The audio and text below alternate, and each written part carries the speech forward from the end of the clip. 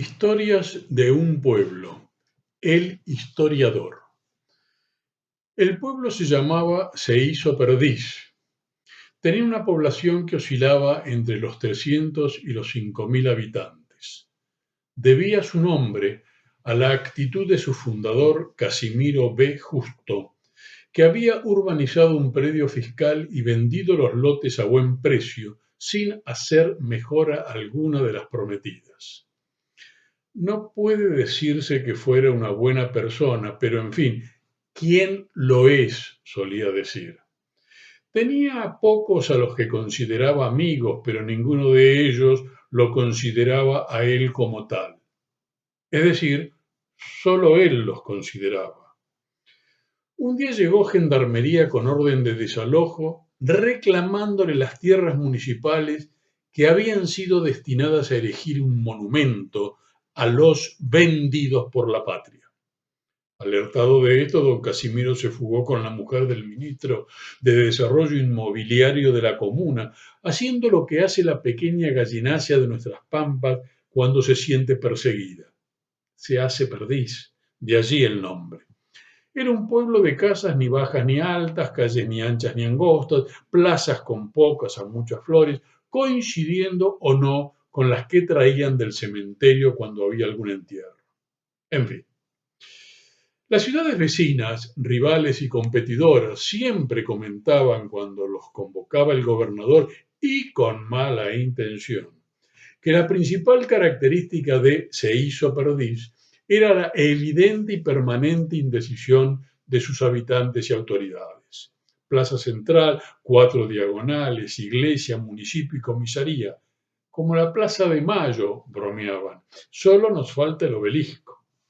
Y la famosa vuelta del perro, que era como ir al shopping un domingo, pero al aire libre, siempre mate en mano. Los viajeros que ingresaban a Seizo Perdiz debían hacerlo por el acceso oeste por ser el único. Recorrían una legua de camino de tierra bordeado por ceibos, tipas, jacarandás, lapachos y palos borrachos. La elección de esas especies arbóreas había sido a propuesta del paisajista y agrónomo autodidacta, descendiente de familia noble, don Federico de Jardín de Paz. Don Federico no dejaba de utilizar los D, porque eran demostración de su estirpe. En el camino de acceso, de acuerdo a la época del año, resaltaban los rojos, amarillos, violetas, lilas, rosados, entremezclados con distintos tonos de verde. Una belleza.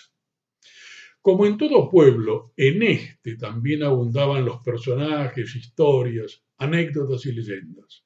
Sus habitantes eran todos sabios, ya que la ignorancia es la sabiduría de los humildes, y en esto sobresalían. Eran asiduos visitantes del pueblo, aquellas y aquellos empachados de conocimiento, pero que no sabían resolver las cuestiones más simples y cotidianas, lo que les producía tremendo sufrimiento. Abrevaban en dicha sabiduría. Salían de Seizo Perdiz después del retiro espiritual renovados, pero inevitablemente sufrían recaídas frecuentes, por lo que regresaban y muchos de ellos decidieron afincarse.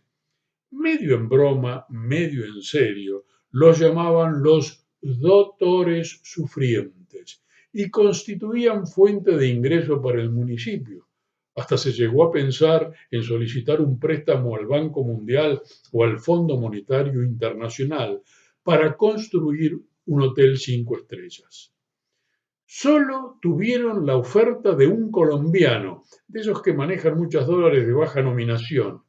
Recomendó no aceptar la tía Berta, que había adquirido de chiquita, se desconoce por qué, la costumbre de mirar los tabiques nasales de su prójimo.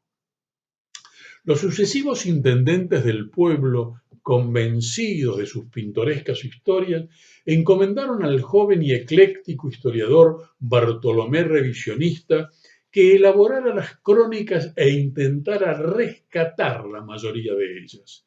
Revisionista, como no podía ser de otra manera, era delgado, alto, de hombros algo alzados, anteojos de lentes gruesazos y barbita candado. No era lo que se podría denominar agraciado, decían las malas lenguas que abundan por alguna razón propia del ser humano. En el acto de presentación realizado en la inauguración de la Feria del Libelo, dijo el intendente que su intención era que su tarea quede como ejemplo de abnegación, amor por el terruño y heroísmo por la patria que nos cobija a todos y a todas. Esto último lo agregó porque se había impuesto a todos los funcionarios del país la obligación de utilizar la fórmula que reconocía la igualdad e inclusión de todos los géneros. Algunos protestaron porque en realidad, si de género hablamos, los reconocidos actualmente son más de dos. Revisionista escribió un esbozo de todos estos personajes y leyendas, cuestión que le fue muy difícil porque no existían documentos en el archivo histórico, no se sabe si por desidia o porque se habían destruido cuando fue el incendio del Palacio Municipal. Tampoco encontró muchos testigos, porque en Seíso Perdís eran pocos los habitantes con recuerdos. No le dio para una novela, así que comenzó a publicar algunos artículos en el diario local El Heraldo de Seíso Perdís, fiel reflejo de la prensa independiente, adicta y militante. Sí, de las tres. Todo ese material quedó en depósito en el Archivo Histórico Provincial, pero no se pudo rescatar ninguna fotografía tanto de la ciudad como de sus esforzados y pintorescos habitantes. Las descripciones, tanto del escritor como de los lugares y personajes, quedaron para siempre gracias a la pluma de don Bartolomé. Seíso Perdís fue un pueblo típico de la planicie pampeana. Alejado de grandes centros urbanos, su sangre, que le permitía vivir, llegaba por ferrocarril. Seíso Perdís desapareció junto con el ferrocarril. Actualmente, al pasar por ahí, a la vera de la ruta provincial, escondido por algunos matorrales, pero fácilmente visualizable, se encuentra un monolito con la leyenda referencia histórica, y junto al mismo un pie de estatua con una placa de bronce dedicada a quien ocupaba dicho pedestal que dice: el pueblo y municipio de Seíso Perdís, al cumplirse 25 años de su fallecimiento, al historiador don Bartolomé Revisionista por sus escritos que nos inmortalizaron para las generaciones futuras.